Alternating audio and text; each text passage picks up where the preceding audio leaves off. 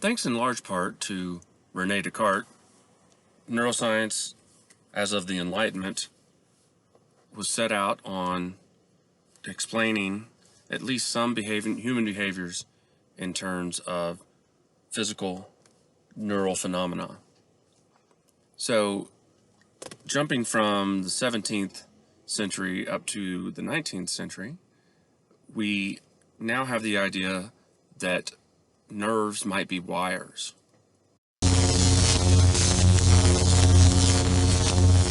Benjamin Franklin has discovered electricity, so we now have this concept to work with, and some neuroscientists are starting to wonder, is it possible that instead of being hydraulic tubes, that nerves are actually electrical wires that conduct electricity?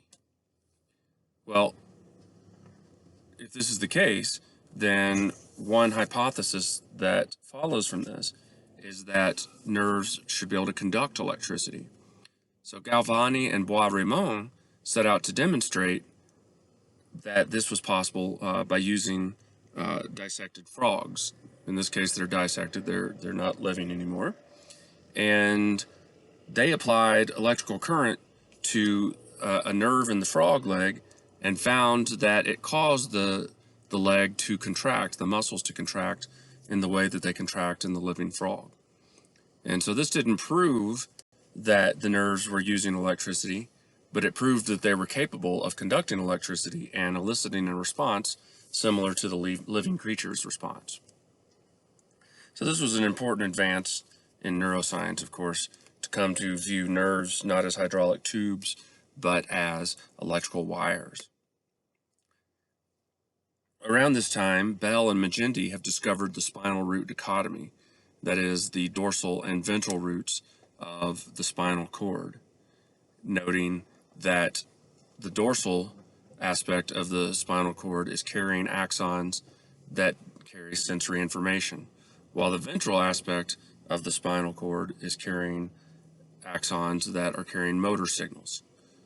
This means that the dorsal root has neurons going from the central nervous system out to the peripheral nervous system, and that the ventral root has neurons going from, actually I said that backwards, so the dorsal system is bringing sensory neurons from the skin and the periphery up to the central nervous system, and the ventral nervous system is sending signals from the brain out to the periphery.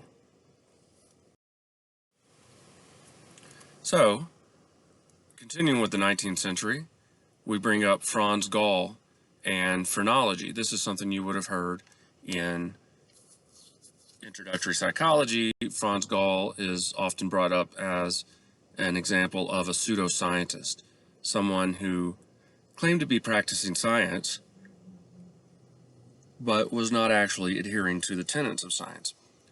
Namely, in Gall's case, he came up with this theory called phrenology, which suggested that different kinds of functions are localized in different parts of the brain. This is an idea known as localization of function. And this is a great theory. The only problem is Gall espoused it and never tested it. He determined for himself, essentially, that this localization of function was true, and he, as we can see in the bottom right image, theorized all kinds of different mental functions and where they were localized in the brain. Again, this is a great theory in principle, but you've got to test it, and he did not test it. In fact, he even opposed testing of his theory, which is never a good reason to believe in someone's theory, or should I say, is always a good reason to not believe their theory. He even spurned lesion data, which presumably because the lesion data did not match up with his localization of function. So Franz Gall did, you might argue, a little bit of harm to neuroscience, because he created this idea that localization of function was to be disregarded. So much we have the equipotentiality backlash happening as a response to Gall. The equipotentiality backlash is the reference that to neuroscientists who became anti-localization of function individuals. They associated this notion of localization of function with Franz Gall and associated Franz Gall with pseudoscience, and therefore, wanting to be good scientists themselves, completely rejected this notion of localization of function. Somewhat of a knee-jerk reaction, because it suggested there is no such thing as localization of function, that the brain is governed by equipotentiality, that all parts of the brain have equal potential to perform any function. And this, we know today, just can't be true, that there are regions of the brain that seem to serve specific functions. So as I said, this was a knee-jerk reaction to phrenology and Franz Gall. And it also was aided by religious belief. So science throughout its history has tended to struggle with religion, because religion, it tends not to be a self-corrective system, whereas science is. In religion, oftentimes, if you find data that are contrary to a religious belief, then we tend to reject those data and maintain the religious belief. However, science is insistent that if you find data contrary to a theory, a scientific theory, then that theory must be rejected. Well, scientists of the day were still rather embedded in religious belief, even though they were practicing science. And religious belief said that the soul is indivisible, that there is this heavenly soul, and that all interesting psychological phenomena are a function of this soul, but that the soul cannot be divided into different parts. Well, localization of function would suggest that the brain can be divided into different parts. But equipotentialists wanted to maintain that the soul was interacting to the body with the brain, and therefore, since the soul is indivisible, the brain must be indivisible. It can't be divided into unique parts. All parts of the brain must be involved in all psychological phenomenon. Of course, we know this can't be true today, but it wasn't obvious back in the 19th century. What we needed was somebody to come in the name of Paul Broca and to return this notion of localization of function. Paul Broca was a French neurologist in the 19th century who came across a particular patient called Tintan. And he called this patient Tintan because Tintan was about all the patient could say. The patient had what we now refer to as Broca's aphasia.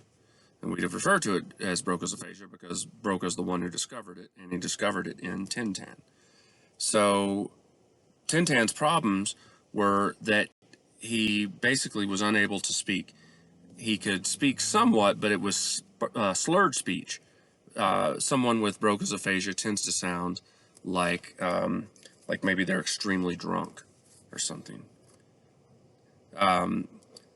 Broca worked with Tintan and noticed that he only had this problem of speech. He didn't seem to have memory problems. He didn't have attention problems. He didn't seem to have emotional problems. The guy just couldn't speak. And upon Broca's death, he did the autopsy on, not Broca's death, upon Tintan's death, Broca did the autopsy on Tintan and found that Tintan did not have diffuse damage throughout the brain, but instead, as we see here circled in red, he had damage to a very specific part of the brain, specifically the inferior frontal gyrus. Now, if equipotentiality were true, we would not expect damage to a very specific brain region to have any specific effect on behavior. That is, we might expect it to impair multiple kinds of behavior, maybe every kind of behavior. Maybe it impairs not only speech, but memory and attention and emotional processing, decision-making, social interaction. But this was not the case. Tintan had very specific damage to a very specific region, and he had a very specific deficit, just simply with speech. we'll go ahead and play this video here on the left to give you an idea of what Broca's aphasia is like.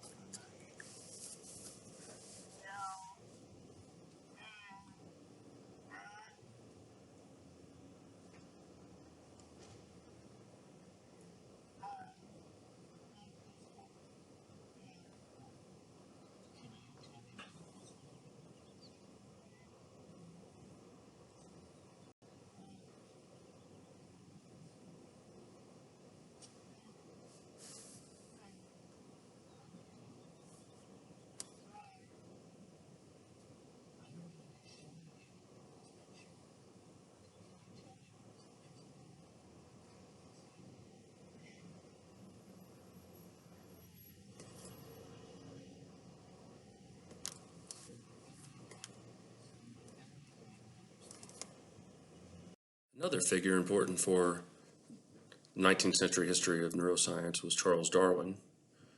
His work on evolution was suggestive of a monistic view of brain and behavior, suggesting that the brain and behavior can be explained in purely physical terms without the need to appeal to a non-physical or supernatural soul.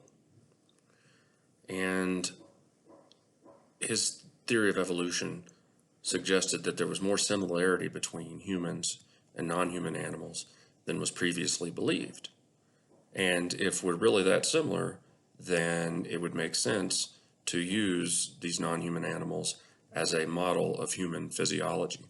That is, if a sheep, for instance, as Galen used the sheep brain, if a sheep is similar enough to a human, then we can study the sheep to learn more about humans.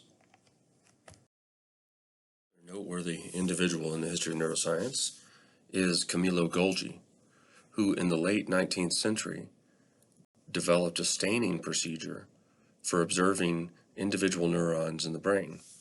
One thing about the brain is that it is, from one perspective, a gnarly mess of neurons going in all kinds of different directions, meaning they're axons and dendrites. And so they're all interwoven in a way that makes it basically impossible to just look at a slice of brain and see an individual neuron, because it is being crossed over by so many other axons and dendrites, and it itself has so many dendrites and axons going out in different directions that it's hard to tell where the neuron ends and begins, and even where it is in between. So Golgi applied a particular kind of stain. It's become known as the Golgi stain. And he applied it to tissue and found that only 1 in every 10,000 neurons would absorb this dark dye. As such, that 1 in 10,000 neurons that absorbs the dye will pop out from the background, as we can see on the image, or in the image on the right. It has absorbed the stain, whereas all the other neurons with their dendrites and axons that are running to and from did not absorb the dye. So our neuron of choice, as it were, jumps out from the background, and we can see its cell body there in the center.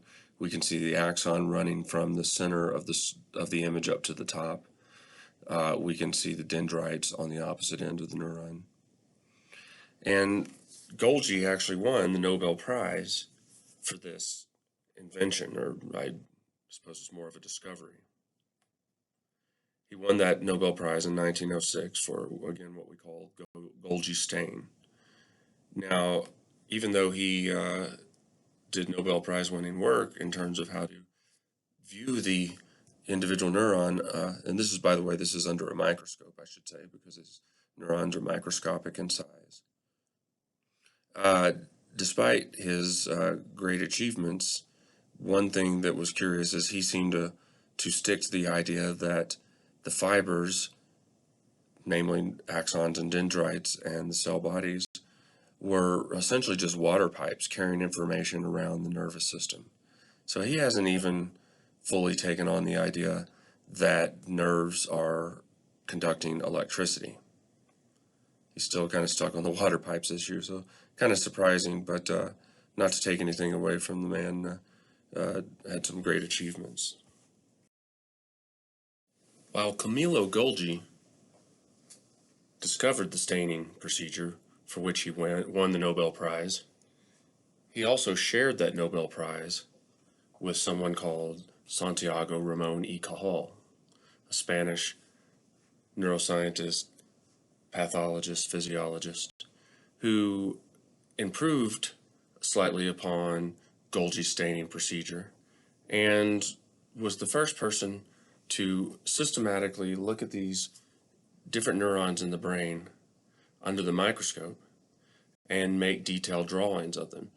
Cajal was always an artist of some sort, though his father discouraged him from pursuing art. He nonetheless managed to bring his art into his neuroscience career in the form of detailed drawings of the neurons that he looked at through the microscope. And again, he's one of the first people to be looking at these neurons through the microscope. These drawings he made are still used today, oftentimes in textbooks and stuff, as we can see over here on the right, just because you don't get any better depictions of these neurons than the drawings that Cajal made.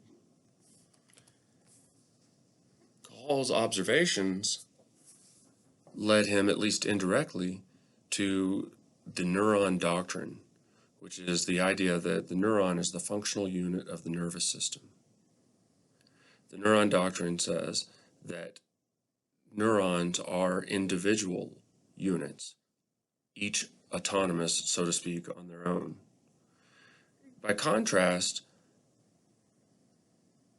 Camillo Golgi, who thought these were water pipes, thought they were kind of continuous fibers that ran, well, continuously, that they were not disconnected. Cajal posited that they were not actually connected, that individual neurons were separate from each other. And this is true. As you will know from intro neuroscience, there is a cleft in between the axon of one neuron and the dendrites of another neuron, the synaptic cleft. They don't actually touch each other. Okay. Now, Cajal had microscopes and the Golgi staining procedure at his disposal, but these were not high-resolution microscopes, at least not in terms of being able to see a synaptic cleft. Cajal was not able with his microscopes to see a synaptic cleft. Nonetheless, and I'm not sure why, but he believed there was a cleft there, a space.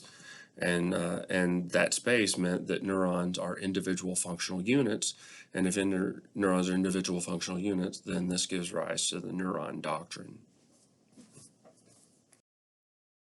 Having turned from the 19th to the 20th century, we can now speak of Ross Harrison and his work in support of the neuron doctrine, the idea that the neuron is the functional unit of the nervous system. And I say his work, but generally all work is kind of confirmed the neuron doctrine. But specifically with Ross Harrison, we have the idea that dendrites and axons grow out of the cell body. This was not obvious.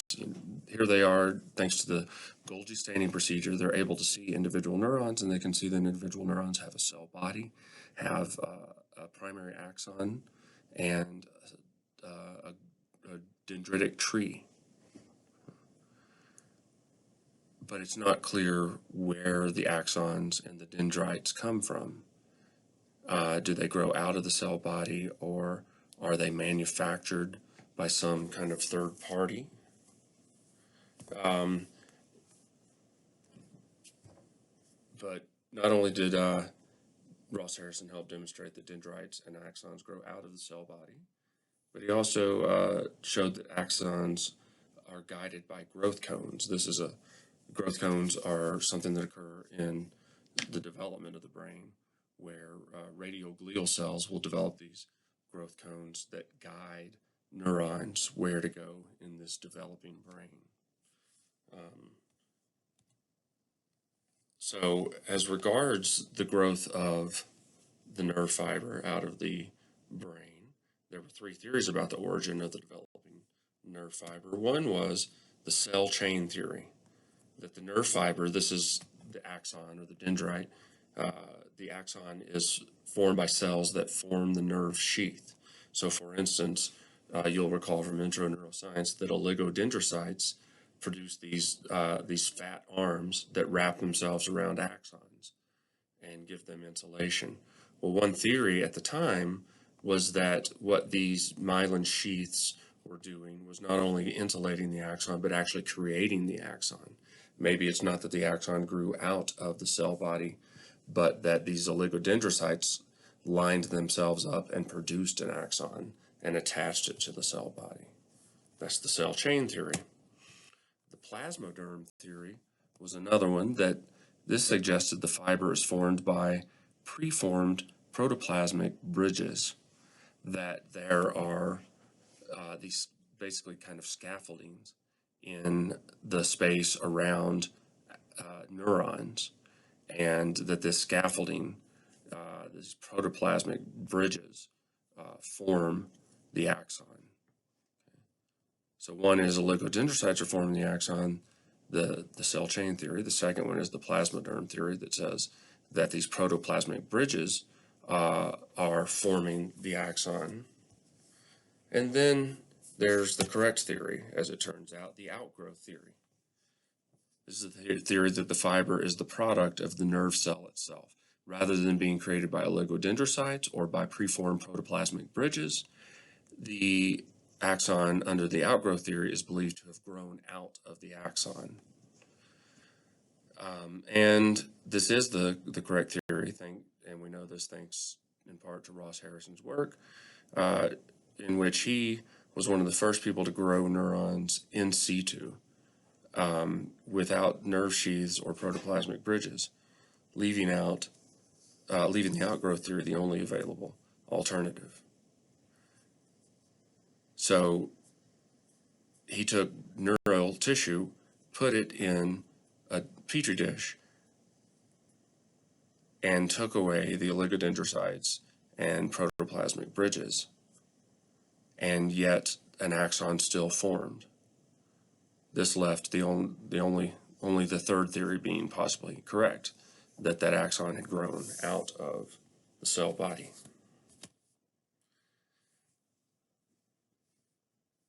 A little bit after, not so much after Ross Harrison, but a little bit younger than Ross Harrison was Sanford Pele, who was the first person to use an electron microscope to look at the synapses of axons with dendrites. As we said, Ramon E. Cajal came up with his neuron doctrine, stating that the neuron was the functional unit of the nervous system, and he believed that it's a functional unit into itself because it is detached from all other neurons. There's a space between them.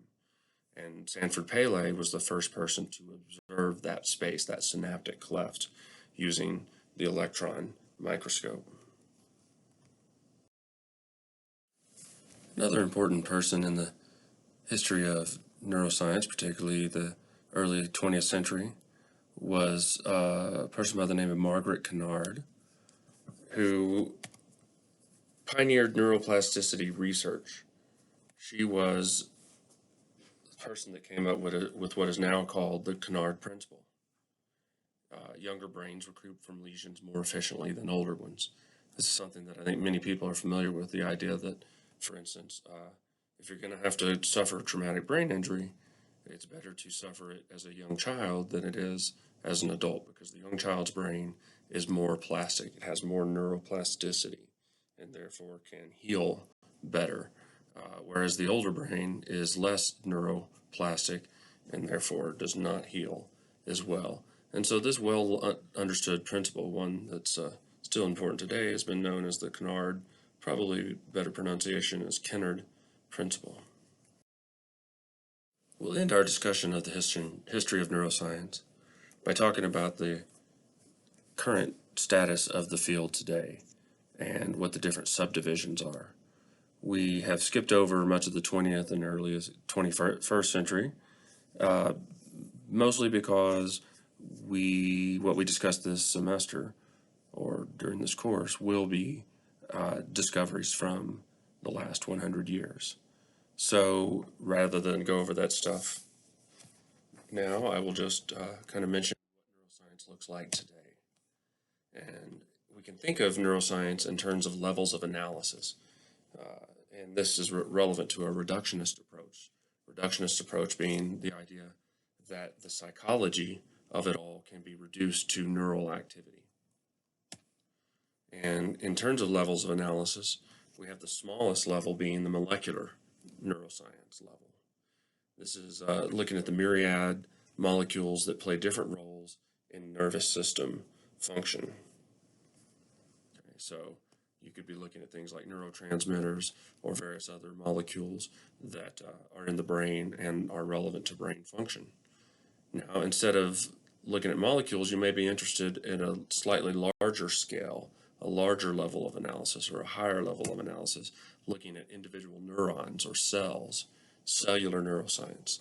In this case, you're looking at how do these molecules interact to create a functioning cell. So your unit of analysis is not the molecules themselves, although you'll pay attention to molecules coming in and out of the cell because that's relevant to the cell's function, but your primary interest is how does the neuron work.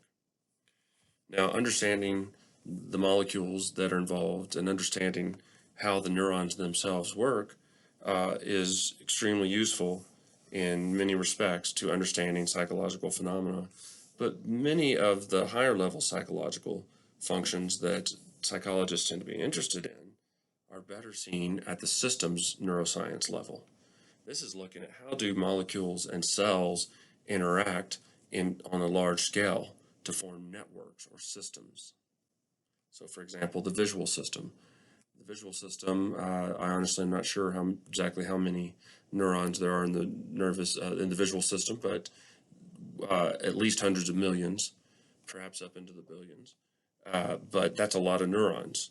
And so if you're just looking at a single neuron as a cellular neuroscientist, you're looking at a single neuron that is one of a billion neurons in a network, then you're seeing a very small part of the story. Now, having said that, that's still a very useful part of the story, but to really understand visual processing, you really have to understand how these neurons work together to form the process of vision. Now, as a molecular, cellular, or systems neuroscientist, you can fall into one of two kinds of general types of neuroscience: behavioral neuroscience or cognitive neuroscience. Okay. Behavioral neuroscientists are usually those people who are doing invasive work. They're often doing systems level analysis, but they can certainly do cellular or molecular. And they generally are using non-human animals as their subjects because they're usually doing brain surgery of some sort, or maybe creating lesions, or what have you. So invasive work is usually done by people calling themselves behavioral neuroscientists. On the other hand, non-invasive work using things like brain imaging, functional magnetic resonance imaging, electroencephalography, magnetoencephalography, positron emission tomography, these different non-invasive brain imaging techniques are typically used by people calling themselves cognitive neuroscientists.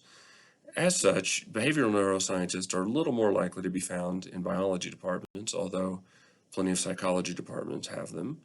And as such, cognitive neuroscientists are more likely to be found in psychology departments, although some biology departments will have cognitive neuroscientists.